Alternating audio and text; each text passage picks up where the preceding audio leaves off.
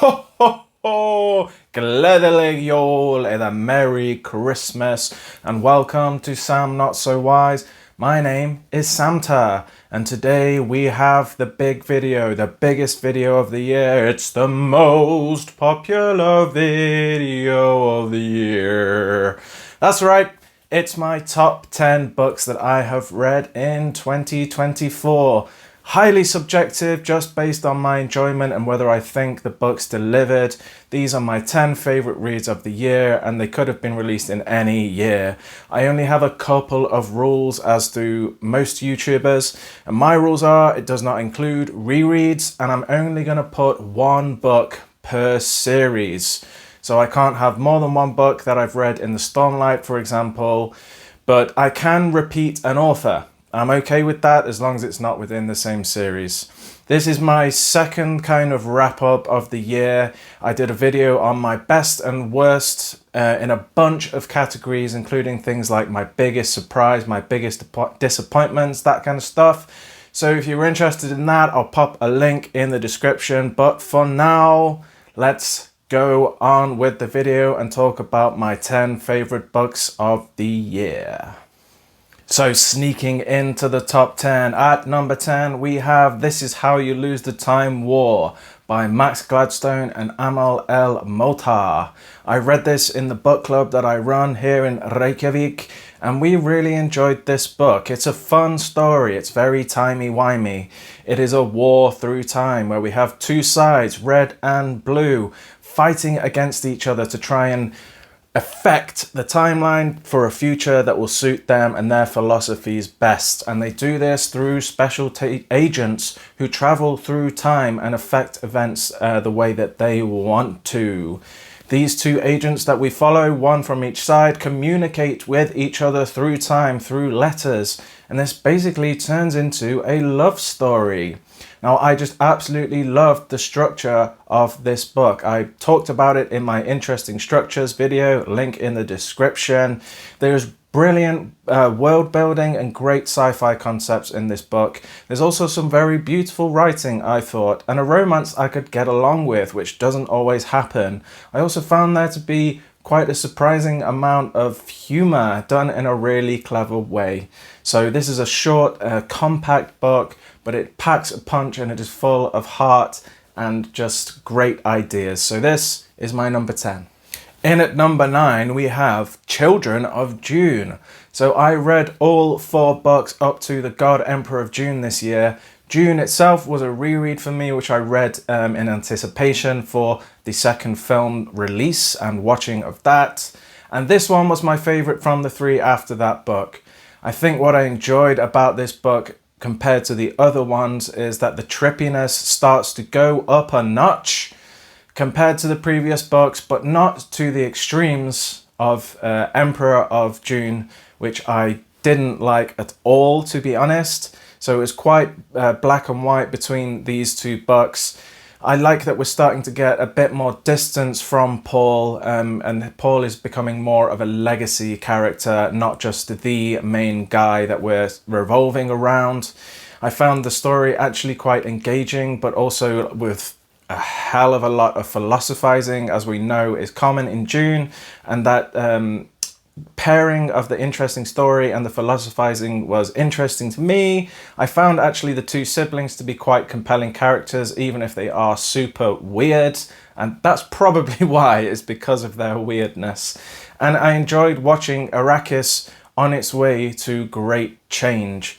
So this was an interesting book, and it just sneaks into my top 10 at the number 9 spot, Children of June.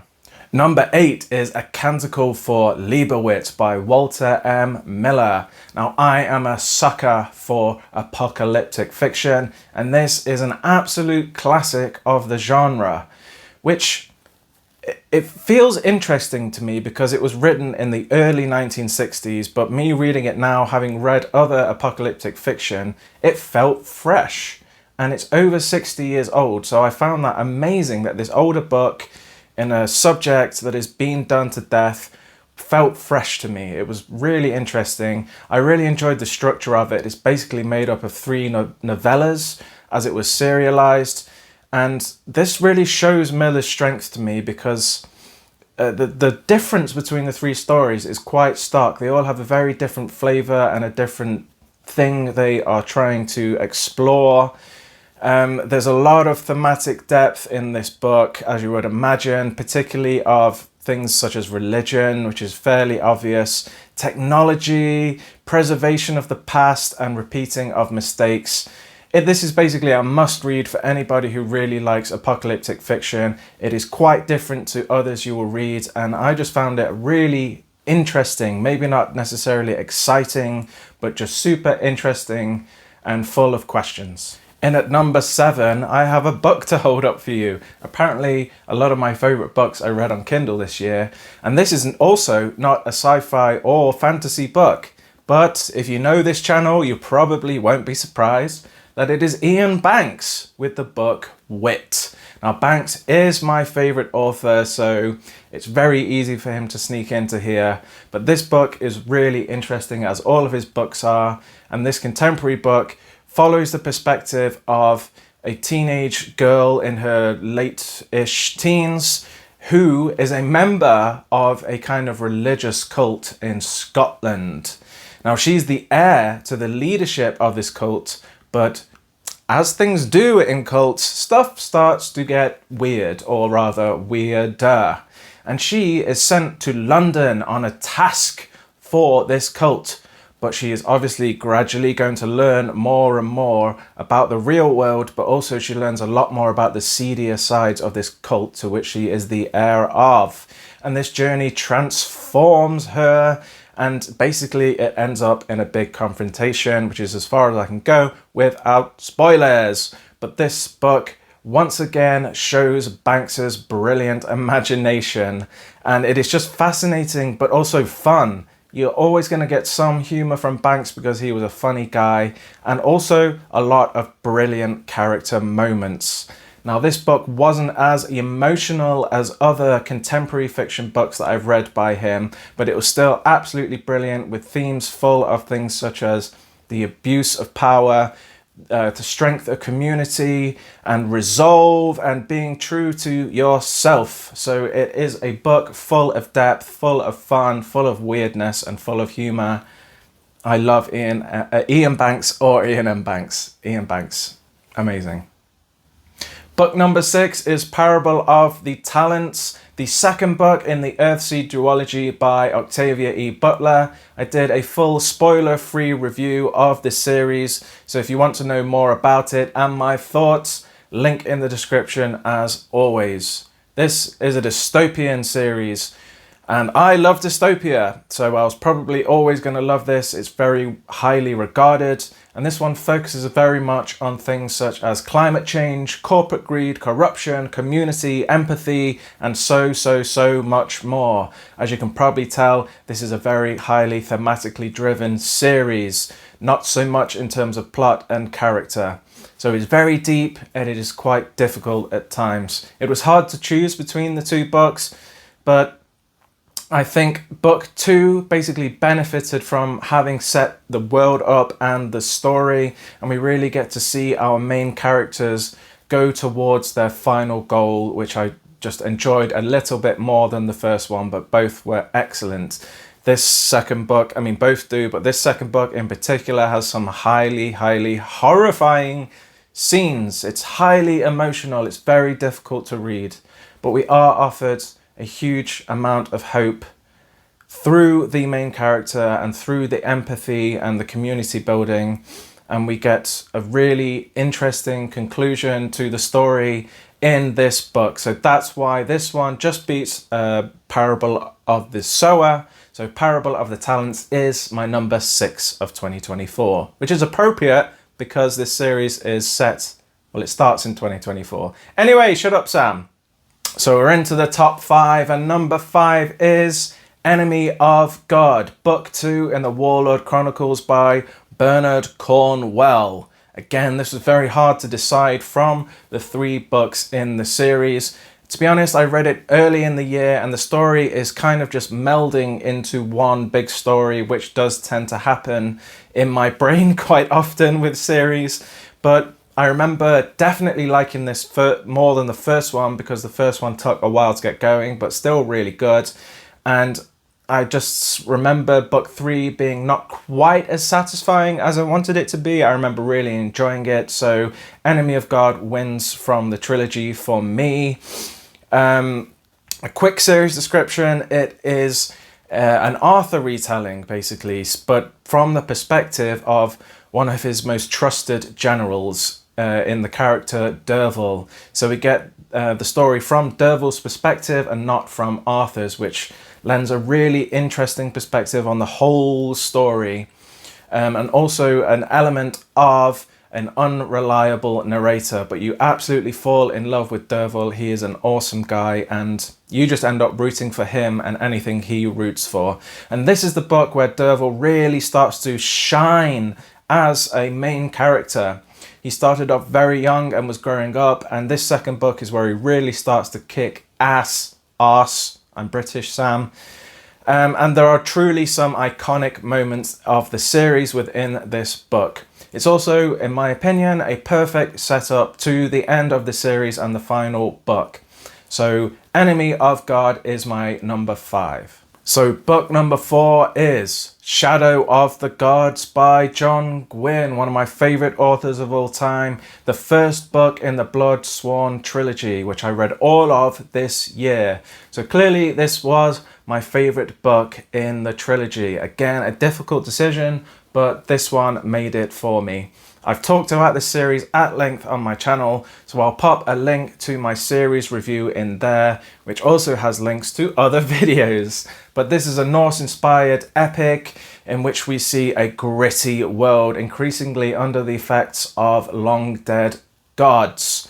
I think it is just a perfect first book. It sets up the world brilliantly, but it already hits really hard on the emotions, which is sometimes difficult within a first book because you're not necessarily perfectly set up yet. But within 150 pages, I was like, you know, very teary eyes, and that is just a skill that John Gwynne has perfected.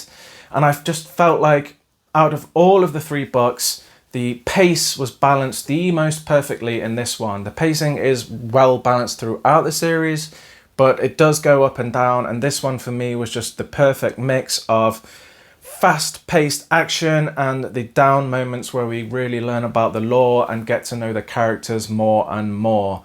This is also just the perfect size of a book. There is no fat on this. It is not small, but it is not humongous, and I just felt like every page was worth the words that were on it. There was nothing that could be added, nothing that could be taken away.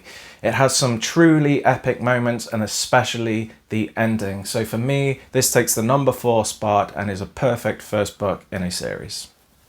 Okay, number 3. This is probably going to be the longest entry in this top 10 because it's a Stormlight book. But which one is it? So this was my year of reading Stormlight. I waited for the 5th book to be coming out to read them all and be part of the conversation. And this is the first I'm saying since having read Wind and Truth. So I read all 7 books within the Stormlight, the 5 novels and the 2 novellas. So which one was my favourite? Because remember, only one from one series. It is Wind and Truth. I read this on ebook because I respect the health of my wrists. But how did I feel about it? Why was that my favourite? Why was that better than Words of Radiance or Way of Kings? Well, I think this book is going to be extremely divisive, and I've kind of already seen a bit of that already from the few reviews that are out so far. And this is going to be decisive because it's just the weight of expectation on this book. Like, I haven't seen anything like this, I don't think. You know, this is the end of the arc, the first arc, and everybody's been waiting for this for years, and this is such a popular series. So there are going to be some that are just going to be overly hyperbolic about how amazing it is, and there are going to be some that are just hypercritical because not everything was perfect, and it can't be perfect. Not everything is going to be perfect. The amount of characters, the amount of arc endings, Some people are going to be extremely critical because they just want perfection, and that is very difficult. So I feel sorry for this book, but for me, it was my favorite within this series. I thought it was a actually really good ending, and it is just about my favorite in the series. The second would probably be Words of Radiance, I think. Again, things are starting to meld into one story for me, which I kind of like, but it makes it hard to talk about the books. Now, I think what I really liked about this book are the themes that are explored. Now, some of them are handled in a very ham-fisted way. For example, mental health. I've already seen people talk about this. Yes, he has had some brilliant representation of mental health in the past, but I feel like our exploration of it within this book was a little bit on the nose, a little bit spoon-fed. But I felt like we dealt with so many other themes in a way that was done with actually some great subtlety. Things, so I've got a little list here that I'm going to read out, such as the greater good. I mean, I know that's an obvious one, but that was actually explored really well. Greater good and how it relates to one's personal emotions and how that can tip the scale of what the greater good is and your decisions. And from that, the problem of choice, choosing what is the right thing to do, bravery under adversity, under adversity. I'm sorry, I'm so unprofessional. If you think of, I'm not going to say the character. One of the characters has a really surprising arc within this series, and he really just shows how brave and wonderful he is. The theme of self-conviction, themes of branching culture divides, that is huge in this one. The meaning of leadership. There are just so many things that I thought were actually done in a really subtle way, and you can just see that the series has been building up to it, and it was resolved within this book in just a nice way, I think. I think Brandon Sanderson did a really good job. I also enjoyed it because we got a lot of answers. Now, this series, it's just got question after question after question, that it just started to get really frustrating to me because I have like 500 things that are unanswered, and then I just start forgetting everything because there are just too many mysteries. But we get a lot of loose ends tied up in this book, and nicely, and in some cases very surprisingly, and a lot of cases with subtlety. You also get the pleasure of some predictability within this book, and that's kind of to be expected in this series, I think. This isn't a series that is breaking, loads of boundaries with unpredictable storylines or really different stuff. It is just a heroic series, so we get a lot of heroic moments, but we also get some where you maybe expect some characters to have the most heroic endings ever, and they don't. It's calmer, it's softer, and I like it. And I like the balance between those epic moments and some of the softer, more thoughtful moments. So I thought it was a really nice balance. It's difficult to talk about this book. Also, the flashbacks within this book were my favourites. I really loved Zeth's flashbacks within this, so that is another big tick. And I also really thought the setup for the final arc of Stormlight Archive was done really well. Again, we get lots of answers and we get setups for huge implications in the future. Some characters leaving us, which is good. I would have been very upset if everybody was still alive, so it's good that some have left. I think this book was a really difficult job for Brandon Sanderson, and I thought he did it really well. So this was my favourite Stormlight book and my third favourite book of the year. Sorry for talking about it so long. So we're down to the last two, and this was obviously extremely difficult to choose between them. They were both amazing reads, but number two is The First 15 Lives of Harry August. Now, I've talked about this a little bit on the channel, especially in my last video about my best and worst, so check that out. But I was just so surprised by how much I enjoyed this book. A brief synopsis is Harry August is somebody who relives his life over and over and over again, a bit like Groundhog Day, but Groundhog Life. And obviously this begins with extreme confusion because he has all of his memories from his previous life. So when he wakes up again into his new life, which is just going to repeat itself, starts with confusion, depression, all that kind of stuff. Eventually he finds other people that are like him, and they start to set up a community. And then at some point there is an antagonist who is basically trying to control all of the timelines that we're going through. It's a very timey-wimey book. It's quite difficult, but super fun. Like it's difficult in some ways, but never in a way where you're not going to understand. I just thought this was a wonderful blend of really interesting sci-fi concepts, some beautiful writing passages at times, very thoughtful and with some like deep, hard-hitting thematic work, some tender character moments, some really fun action scenes, and just big scenes, basically. It was really, really fun. A concept that would be easy to mess up, I think, but absolutely no problems here. Claire North is a clever lady, clearly. So basically, this was just extremely fun, very, very memorable, and with a nice dash of thoughtfulness within it. It's also not very long and a standalone, so it's easy to slip in between books, and I am excited to read more Claire North. I really, really recommend you try out my number 2 of the year, The First 15 Lives of Harry August. Okay, here we are. What was my favourite read of the year? My number 1 book of 2024. Any guesses? If you've watched my channel at all, you'll be so surprised to know it is an Iain Banks book, and this is The Hydrogen Sonata, my favourite author at number 1, who would have thought, and my favourite sci-fi series of all time at number 1. So I finished The Culture this year. This is the 10th and final book within the Culture series, but these books are all standalones. They are just connected by the civilization of the culture. Now, I would not necessarily think this is a good place to start. You can, and you would still be able to enjoy it, but I think you would benefit from having some more context about the culture, because this book takes the culture to other levels. So the concept of sublimation has been talked about in previous books, but this one explores it a little bit further. And sublimation basically means within this is becoming another level of consciousness. So societies within this world decide together as a society to basically transfer their consciousness to a different dimension, a much higher dimension, and just be able to perceive the universe in a different way. And this is explored a lot more in this because we have a society who are planning to do this. They are planning to sublime. And there is something weird going on around it. It seems like they may have been nudged in this direction, and there are some seedy undercurrents as to why.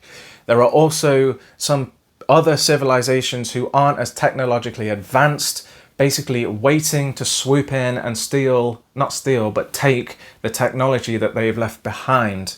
So what ensues is a tense standoff that might end in war, and a big mystery finding out why exactly these people have decided to sublime at this moment in time.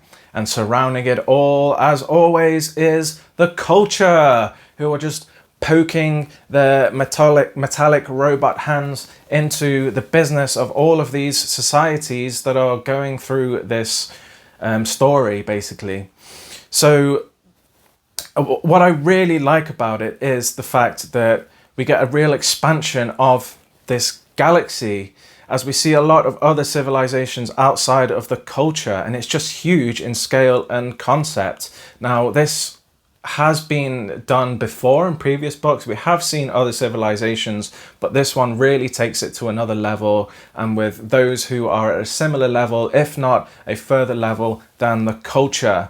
And they are just getting their hands in there, getting all grubby and dirty as usual. And there's just a huge mystery in this book. So it is full of excitement and suspense, but as always, it is full of questions that might arise from such large powers going through such big changes, and the morality of the culture stepping in and doing what they always do. But this book, it's full of Banks's classic panache and depth, and always a dash of humour. Banks is my favorite writer, and this is one of the best cultured books. So this is my favorite book of the year, The Hydrogen Sonata. Rest in peace, Ian Banks. You are the god. Okay, that is it. That is my top 10 of 2024. I really want to hear from the people who are watching. What do you think of my top 10? Have you read any of these books? What do you feel about them? Am I stupid for adding them in my top 10, or do they deserve their place? Also, let me know your favorites of the year. What might be your top 10, your top 5, your top 3, your top 1, whatever it is, I want to hear. By the way, this will be my last video of the year. I want to enjoy this period of the year that we're in, having some time off and just relaxing, basically spending time with my wife and her family and my cat. So my next two videos will be my December wrap up and my 2025 channel plans and changes. I don't know in which order, but they will come near the start of January. I just want to say thank you if you've made it this far into the video. I really appreciate it. Thank you for anybody who's watched any of my videos in the 3.5 months that I've been on YouTube. I'm really enjoying it. Please like the video if you liked it. Think about subscribing if you're new to the channel. But for now, I will say Merry Christmas and a Happy New Year. Or if you don't celebrate those things, have a lovely rest of December. And I will see you in January. Goodbye. Do you want to say hi to the people on YouTube? No, leave me alone.